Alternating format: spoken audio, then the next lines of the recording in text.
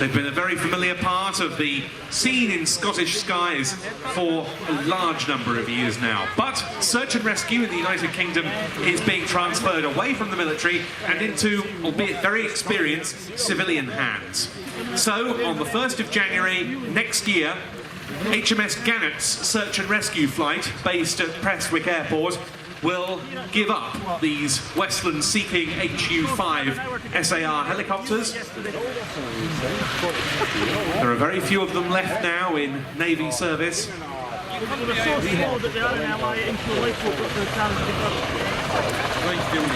And we're privileged and pleased indeed that the unit at HMS Gannet has been able to contribute to today's display. This, of course, because it means that the helicopter hasn't been called away on a shout.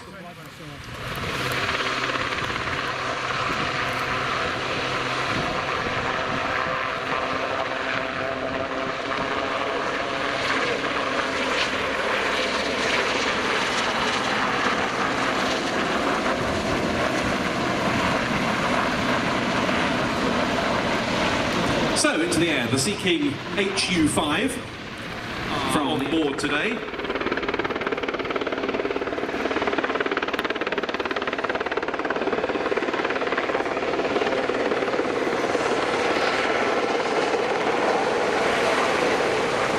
there in the open door, you can see two of them, namely the observer and the air crewman, getting ready for this demonstration of the type search and rescue attributes.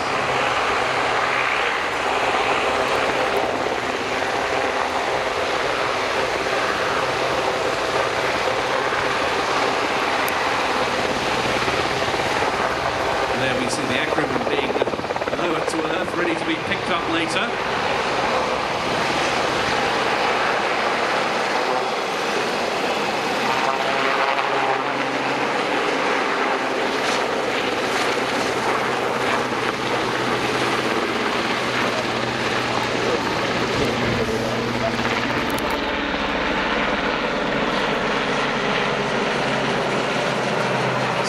A smoke grenade has been lit by the survivor out there in the field.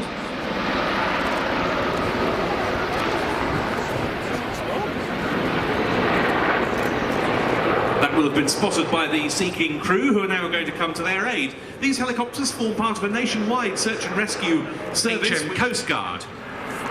Also included in that, 4 RAF mounted rescue teams, and it's all coordinated by the Aeronautical Rescue Coordination Centre.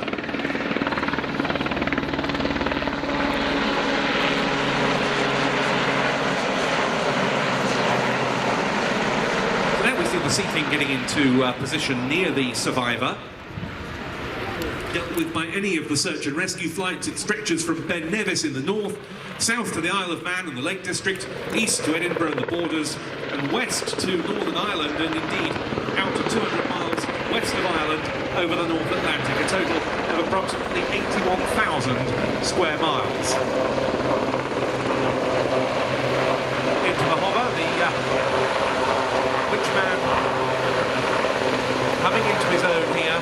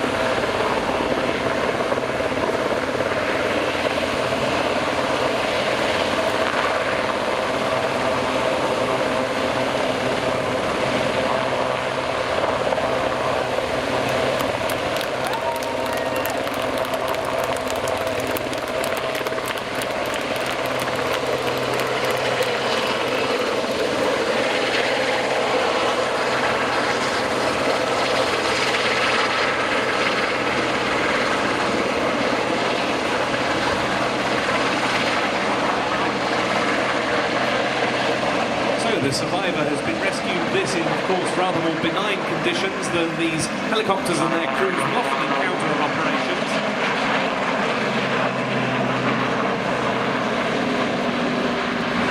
The majority of the units call out to rescue, some 2/3 of them are to assist climbers in the mountains of western Scotland, but they might also go to pick up, for example, sailors in distress, downed aircrew, flood victims, tourists who've fallen down cliffs, people involved in road accidents and other medical emergencies.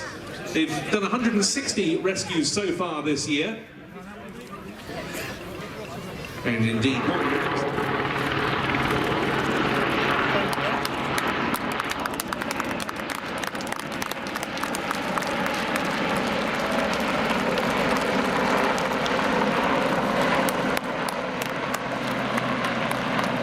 there, a final salute trailing the naval ensign from the crew from HMS Gannet.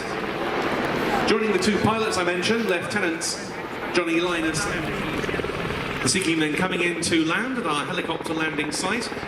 You'll probably have noticed the saltire being painted on the nose of the HMS Gannet Seakings. In it comes to land the Westland Seaking HU-5 from HMS Gannet.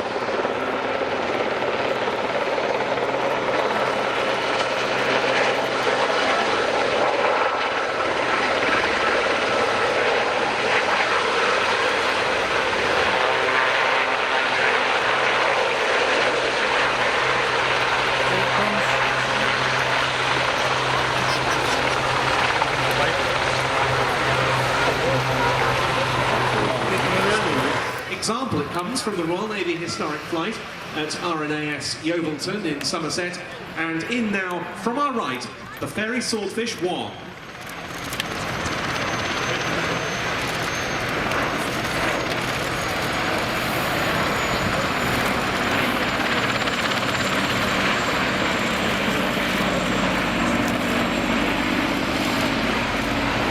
An aircraft that, like so many great designs, began as a private venture on the part of its manufacturer, Fairey.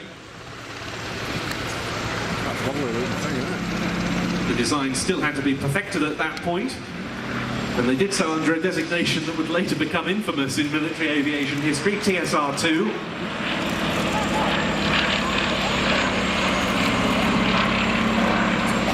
TSR, in this case, standing for Torpedo Spotter Reconnaissance. The first Swordfish, as we know it today, flew in 1934, and it was in 1936 that marked one example such as this came into service with the Fleet Air Arm of the Royal Navy. Of course, being a relatively lumbering biplane, it was pretty much obsolete by the time war broke out.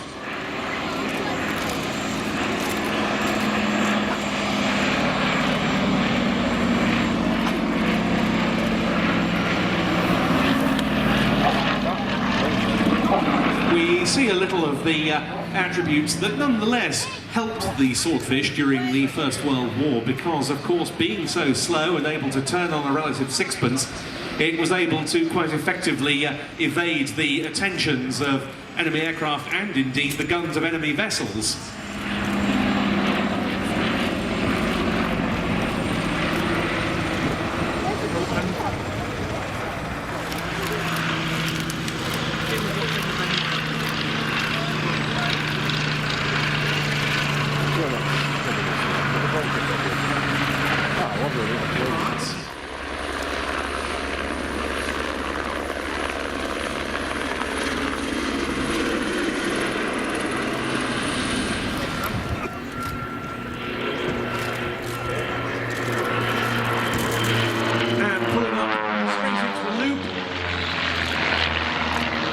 The team led by Richard Grace, and the number 2 is Dave Pulliston.